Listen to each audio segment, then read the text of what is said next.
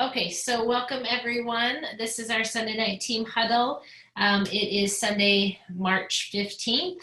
And just excited to be with everybody. My name is Missy Hides. I am your National Vice President and Independent Consultant, and just so glad to be on.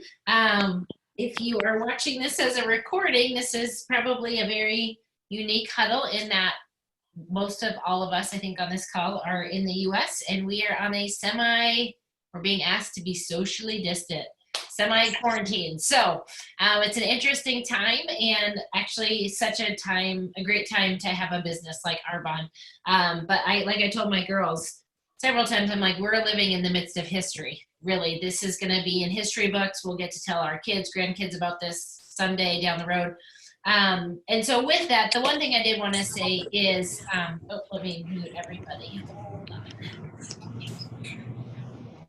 What I did want to say about that is just that as the team that I have been entrusted to lead, I'm just praying for all of you for peace, for protection, and provision. Whatever that looks like for your situation, wherever you are, just that you can have peace that surpasses all understanding, that you and your family, your friends, those that you love are protected, and that all of your needs are met and that you have provision. And so just wanted you guys to know that tonight. The other thing I wanted to share before we hop into the training function for tonight, because tonight, like last week, this is a training that's really driven to enhance some skills for you. GTC, it was announced, I got on live Friday night, that the in-person event has been canceled, but we are doing a GTC virtual event. And there are some alternate plans that myself and the leadership team have just started to talk through about how we can kind of maximize the virtual component by potentially gathering locally if all of this virus stuff has passed over us by then, if traveling is clear and free and there's no restrictions or no request for restrictions.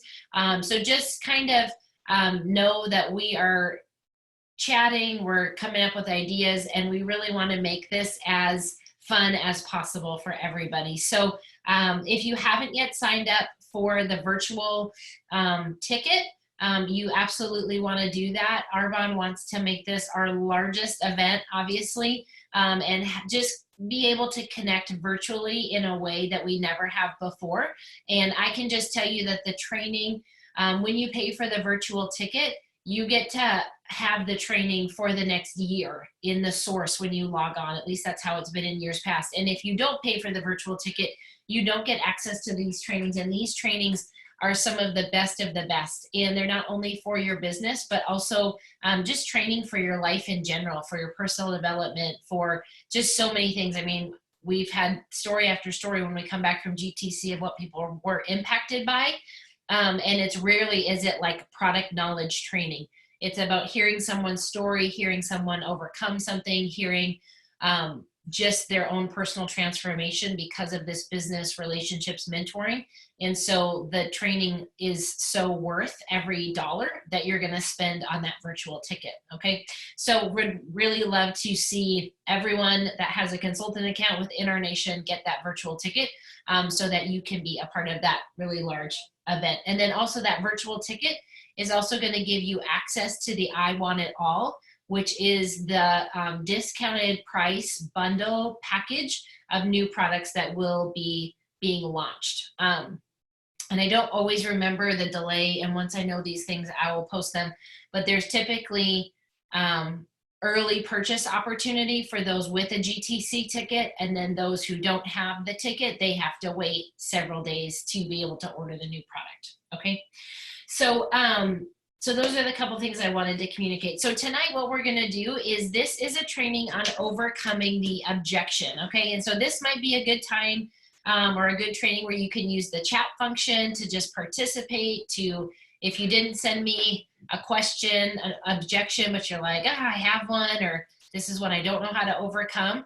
This is also gonna be a training that you're gonna wanna take some notes on. Again, like I said last week, this isn't necessarily something that you need my word for word verbiage, but you need, this is my stroller, you need to just get some little nuggets or tips or things that you can start to use and get comfortable saying. Okay, so overcoming the objection is absolutely a skill. It's a skill that can be learned, and it's also a skill that can be mastered.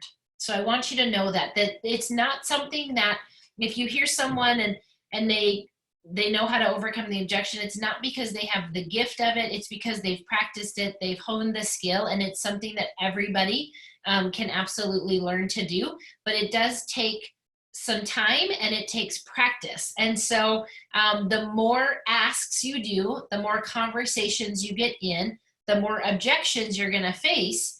But that's honestly a good thing because it's going to give you practice. I love that when you hear the MVPs, top MVPs, they just say, we've heard more no's than anybody else. That's how they got where they are. They didn't get there by luck. They didn't get there because they have special gifting.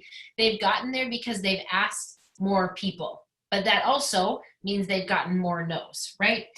The other thing that I wanted to share for just to kind of position this is overcoming an objection doesn't mean you're going to get a yes, or you might not get the yes right now. Okay, so if you're getting a no, or you're getting a not right now, or you're getting a sure you can check back in with me or 3 to 6 months, that doesn't mean that you haven't learned how to overcome the objection.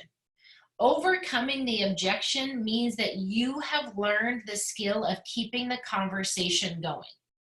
That's really what overcoming the objection is, okay? So I think that it's important to remember that because I think too many times we feel like we're not moving forward in the business or moving forward in our asks simply because we aren't getting a yes. I was part of a training as well as a couple of the other leaders on the team. I think it was last summer. And the guy that was training us said our only goal for the day was to get a yes, no, or a maybe. We didn't even have to get a yes for it to count as an ask for the day. We just simply had to get a response from the conversation. Okay, so that's really what you're wanting to understand is overcoming this objection simply means you've learned how to keep a conversation going. Okay, so I got sent a couple different objections in regards to the business and then in regards to the products, okay? So I'm gonna give some specific verbiage on how I would overcome or how I would respond. And I guess what I would maybe like to see in the chat is when you're getting an objection, or you're getting a response and you feel like, oh, I don't know how to respond, is that more often in person or through a message, like a text message or a Facebook message or an Instagram message? Or do you find yourself like asking someone face to face and they respond and then you're like frozen and you don't know what to say? Which one is it? And I'll be curious to see. I'm guessing more often than not it's in messages, right? Because in messages, just like in posting online, we are more direct or more quote unquote bold with people than we are face to face, right? So one of the things that has really helped me because when I started my business, we didn't have anything like social media. We didn't have online Facebook messaging. I wasn't ever reaching out to people in a message type way, okay? I was reaching out to them either in person or over a phone. And so like with a phone call.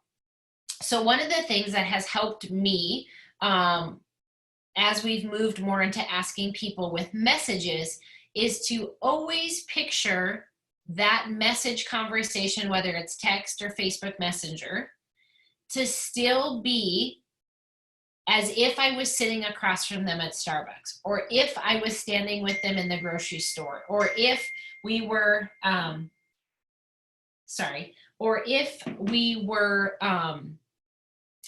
just somehow in a face-to-face situation, and I was asking them, hey, can I share a little bit more with you? And they responded, what would I do if I was face-to-face with them? And so many times I try to take these messages off of just a static back and forth and picture how would I respond to what she or he has just said if I was sitting in front of them at a coffee shop, okay?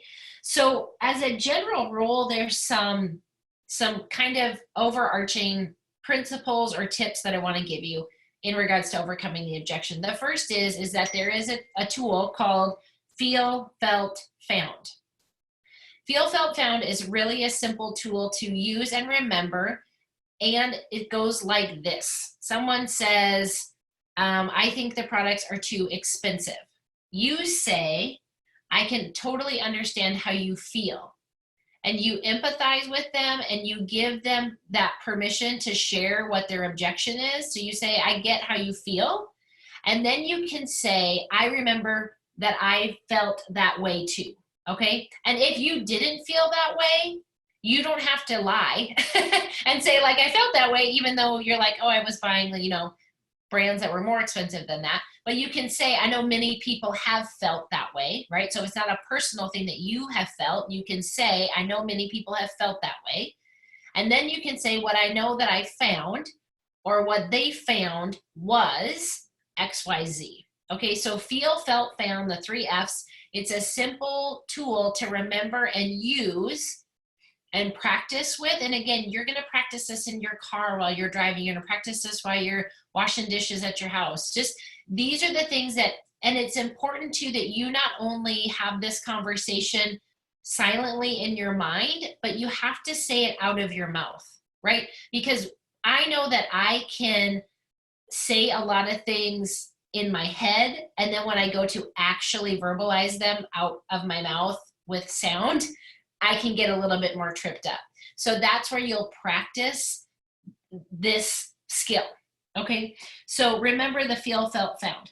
Another tip is to, if you get a message and you're feeling stuck on how to respond, because I can tell you not the very worst thing that you can do, but something that's not going to help you move your business forward is to reply, okay, thanks, or K, thanks, or the thumbs up response, right? If they've responded and it's a no or a negative or not right now, for you just to simply respond, K, thanks, all you're doing is you've like cut the conversation, and it's going to be more difficult to get back and engage in conversation with them. So when you get a message and you're not sure how to respond, take a screenshot, send it to your upline, or send it to a sideline. Even if you have like an accountability partner or just a friend that you've developed in this team, and you're like, okay, what would you say, right? Because it'll give you new perspective. It might give you a different perspective that you didn't see before. Another thing that you can do is you can read it, and often when it's not the response we're wanting, we can get clouded by the disappointment or the initial sense of discouragement or like, ugh, feelings, right? And that is really not the best time to respond. If you're feeling the ugh response or she's so stupid or something like that, that is not the time to respond, okay? So you might need to just put your phone down or walk away from the message and then come back to it, like in an hour or a couple hours later when you've had a little bit of time to think through what you want to say and have it crafted well, okay? Within that, you don't want to get offended and you don't want to become defensive. So make sure that you are practicing good self-awareness in the response, because even though you may feel like you want to go on the defensive and explain and almost argue why they need to look at Arbonne right now, or why the product is actually in fact not expensive, and you kind of want to go on this little tirade because you're like, if they just knew enough, I know they would say yes. Oftentimes that's not how we're going to win people over, right? It's like we're going to kill them with kindness. We're not going to kill them with an argument, right? So just make sure that you're not becoming offended. Don't take this personal. I know that it can be really personal to feel like when they're saying no to what you're asking them, that they're saying no to you. They're most often, they're not actually saying no to you as a person. They're just saying no to either what you've asked or what they think that you've asked. And there are times where people will respond, and they're responding based on what they think you're asking, but they didn't actually read the whole message. I don't know if that happens to you guys, but I know that that does happen at times. Okay. A good tool that I have always used is humor. I try to be funny in my messages back if they are like, this is just not for me or whatever. I just try to use humor in different scenarios. I try to let them know that, because really for the most part, whatever objection they're having, it is normal and it is how most people feel. Like when you get the response, I'm just not a salesperson, or I'm horrible at sales, I say, oh my gosh, girl, everybody is, ha ha ha, right? Like I rarely meet many people that are great at sales. Or if people say, oh, I have no time, and I'm like, join the club, hashtag we're all crazy busy, right? Or things like that, just to not be defensive or offended, but create a little bit of humor and lightheartedness around this deal. I had one time face to face with a lady. I had known her and then ended up running into her at a restaurant. And she was actually working behind the counter at this restaurant, and she also does hair on the side and things like that. And she was like, are you still doing that Arbonne thing? And I said, oh my gosh, I am. I'm like, I am. I'm like, I've been doing this for, I think this was a couple of years ago, let me say 12 years. I said, I've been doing this almost 12 years. And I was like, I would love to tell you about it. I'm like, I've always thought you'd be awesome at this. And she goes, yeah, but she's like, is it one of like those pyramid scheme things? And I said, it totally is. And I would love to tell you about it. And she laughed and I laughed. And so you kind of use what you're given. Like if she would have said, is it one of those kind of pyramid scheme things? And I was like, oh my gosh, no, it's not a pyramid scheme things. Those are illegal. And that would have not won her over. That would have been like, oh gosh, you're really too much. Like, right. But I would just kind of turn to like, oh my gosh, it's totally a pyramid and I cannot wait to tell you about it. Right. And she was like, oh, well, you know what I mean? And they're just sharing what the limited information that they have in the way that they can communicate it. Okay. So use humor as much as possible. And then think about, how would you respond if you were sitting next to someone at Starbucks? If you ask somebody like, hey, I would love for you to take a look at this business because I think you'd be awesome at it. And they responded with, girl, my life is so crazy busy. I just don't have an ounce of time. Would you say, okay, thanks, and just get up and walk out of the Starbucks? Like, how weird would that be? And when you respond with a K or an okay or a K, thanks, you're really communicating to them that your ask was not very strong. Your ask was not very committed. Because if you actually thought that they would be good at doing this, then you're going to not do things to try to convince them, but you're not just going to, in my mind, give up on the first, no, I don't think this is for me, with like, okay, thanks, right?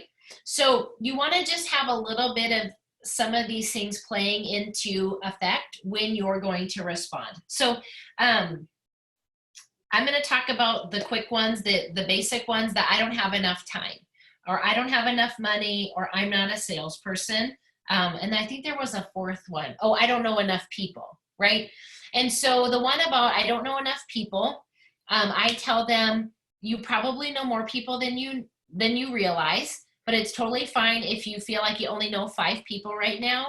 This is a business, and you can actually use this sentence. This is a business not about who you know right now, but about who you're going to meet along the way. And I can tell you all, you guys know this, very few people currently in my business, either building the business or consuming the product, did I know when I signed up 15 years ago. So it's not about who you know right now, it's about who you're going to meet along the way.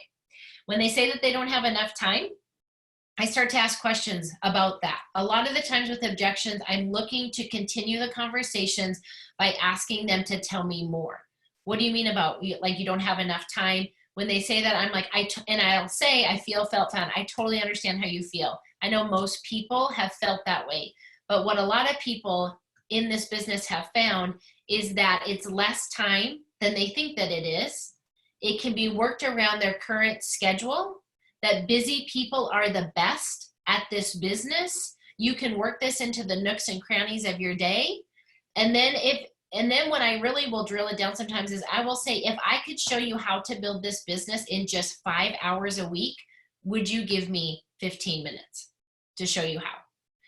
And it's just to get my foot in the door. Will 5 hours a week create national vice president income for them? No, but they're not even willing to say yes to the consultant account. So I don't necessarily need to paint that full picture quite yet. Now that will come up when I chat with them in those 15 minutes, because typically people that are legitimately very busy, they do need that large income in order to feel like this is going to be worth their time. They're not looking to make a sacrifice of time for $200-300 a month, okay? When you get the objection of, I don't have enough money to start the business, again, that's typically because their information is limited, meaning they think they have to spend lots of money on product that's going to be inventoried or monthly purchases. And so you can just address that. I tell people that if all they have is the money for the $49, that's no problem. If they say, I don't have $49, then one, you want to evaluate, is this actually a person you want to partner with right now? Because if people want something for $50, they will figure out how to get $50. Because people go below $50 at Target, the grocery store, a gas station, with very little thought. So if someone is saying, I don't have $50 to start the business, you do want to evaluate that. I'll be out in a minute. Scoot on out. Nope. Good night. I'll come to you in a minute. And then I do love my kids, by the way, but I will kiss them goodnight in just a minute. So you want to evaluate that. But I have had people that are like, I want to get the nutrition pack. I want to sign up. Am I just tight on finances? So I give suggestions about, go sell some things around your house. Offer to babysit, you know, somebody's kids for a couple nights in a month. Like, come up with some creative ways. Stop eating out for the next 2 weeks and you'll come up with the money. You know, there are ways that people can absolutely find the money, again, if they want it. Another objection that I'll hear from time to time is, well, I haven't tried the product. I don't know if I could endorse the product. And so if they've just gotten newly introduced to Arbonne, but you're asking them about the business and they don't know much about the business or much about the product, that can be an objection. But really, that's not an objection. It's just a time issue. And so I will tell them, you know what, that's no problem. My personal story is I signed up without ever trying a product. So you guys can always use my story and say, my national vice president actually signed up within about 24 hours of hearing about the business opportunity with Arbonne, and she never tried a product, but she saw what this could do for herself and her family. You can also say, my God, you know what, that's no problem. These products give results, noticeable, proven results in 24 hours. So the good news is I can get you a bunch of samples, or you can place an order for a few things, get them, and try them all, and within 24 to 48 hours, you'll have enough of a product testimony that you can sign up and get started with us. And they'll just, you know, they're not going to get everything and have every product experience of all 300 products before they sign up. They're just going to try things as they go. And I always let people know everything Arbonne has the commitment of our ingredient policy and philosophy. And so you can trust it. And you'll find the things that are your favorites. You might not love everything that Arbonne has, and that's okay. But you're going to love enough of it that you absolutely can share it and recommend it to people. Okay. On to, I'm not a salesperson. I tell people no one is a salesperson, and really your average or typical salesperson doesn't excel in Arbonne. Those who excel in Arbonne are people that are nice, people that have some decent people skills, and people who can bring a work ethic to the table. So if they are, as a general rule, a nice person, they, as a general rule, have some adequate people skills, meaning that they know how to carry on a conversation, they know how to not be a weirdo. And those are the kind of things I say, like, try to keep it light, try to keep it funny. And then I say, and you can bring, you know, a work ethic to the table. I can teach you the rest. That's what you need to know. This is a business about making recommendations. It's not a business about being a top salesperson. They're very different, okay? We're looking to serve, we're looking to connect, we're looking to connect people to what they need with what we have. That's what our job is. My job is not to sell somebody something. Now, I do hear people say, well, we don't do sales because the product sells themselves. Well, if the product sold themselves, they wouldn't need us. They do need us. Our job is to connect the dots. Our job is to serve. Okay, so that's the kind of language that you can be using. If some of this is giving you questions, you can put that in the chat and I'll look at it. Okay. Let me think. When you get the objection that the products are too expensive, there's a couple ways that you can respond to this. One of the things that you can say is, I totally understand how you feel. I felt the same way when I was introduced to Arbonne. I was buying $8 face wash from Target. But what I realized was that because the product is so concentrated and it lasts so long, when I broke it down over the period of time that I was going to have to use the product, for example, the RE9 skincare line, it comes to about $1 a day for my skin to use an anti-aging skincare line that's botanically based and free of over 2,000 toxins. That creates value for people, okay? So that is something that you just want to help people understand. They don't realize how long the product lasts. I've had so many people, when they'll sample up the skincare line, for example, they think it only lasts a month or 2 months at the most. They don't have any idea that it's going to last them 5 to 6 months. So help them kind of break down that cost. Help them also connect up the value of the product, meaning, yes, there is maybe a little bit more expense, but you're getting this for it. I've had people tell me like, oh, this bag of protein or this container of protein is cheaper. But then when I look at it, it's only 15 servings. It's not 30 servings. So just making sure you're kind of understanding where they're coming from. But I will tell you guys this, that I have said this to people before, and you can say this. If they are looking for the cheapest brand on the market, Arbonne is not it, and we're never going to fill that bucket for them. So if at the end of the day, they just want the Wet n Wild mass, like lip product from Target for 79 cents, I'm not the fit for them. And that's okay. But you have to be able to understand that you're not going to be the fit for everybody, but we are going to be the fit for most people. But if bottom line for every person's, like that person's decision making is cost, then Arbonne isn't going to be the fit for them. And that's okay. Okay, you don't have to apologize for that. When people respond with like, I'm not interested, or it's not a fit for me, and you haven't yet gotten a chance to share with them what Arbonne is, again, you're just trying to keep the conversation going. And so I will say, I totally get it. If you don't mind, I'm not looking to convince you, but I am looking to understand, what parts do you think are not a fit for you? Because I want them to tell me, I don't have enough time. I've done 7 other businesses and failed at them miserably, and so I'm gun shy to start one other one, right? You've got to find out from them, what are they not interested in, and that only comes through asking questions, okay? I know we had somebody on the team, and she got a response from someone that said, I'm 99% sure I am not interested in this. And as her and I chatted about the response, we both kind of agreed like, well, there's 1%. So we kind of used humor and said, oh my gosh, that's so awesome. You're 99% not interested, which means that there is 1% that might be interested. So for that 1%, can I have 15 minutes of your time, right? And you keep it, you just meet people where they're at, and you just love them through this process. When you are asking people for referrals and you can tell they've read the message and they just say like, no, I'm not interested. Again, I think you just have to be like you would at a Starbucks, not be defensive, but just say, hey girl, I think you maybe read my message a little quickly. Maybe not, maybe you totally got it.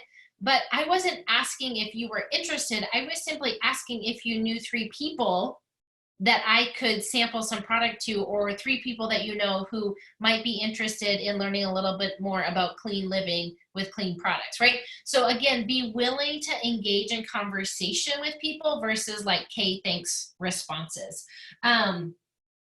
So those are the things, the tips I wanted to give you guys. I'm gonna read through the chat real quick, and then we're gonna switch over to the other one, because the girl doing, or the MVP doing the call tonight, she's training on growing your business through social media. And I thought, gosh, what a divine night to do that on, as we are all stuck in our houses trying to figure out how to build our businesses while we're stuck at home. So let me see.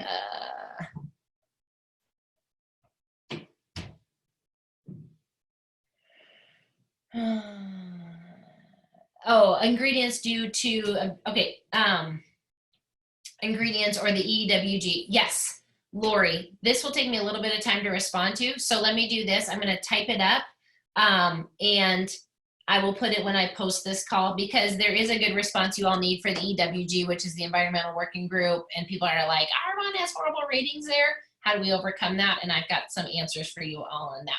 And the number for the other call, it is on the Facebook team page photo, but I will pull it up super quick. It is Zoom number 444-053-1684. Okay, 444-053-1684. And the gal that's on it, her name's Hillary. She's fabulous. You guys, I want to hop on and follow her. She's built her following really organically. She's got almost 5,000 followers on Instagram. So, all right, hope this was helpful for you all. Love you so much. Bye.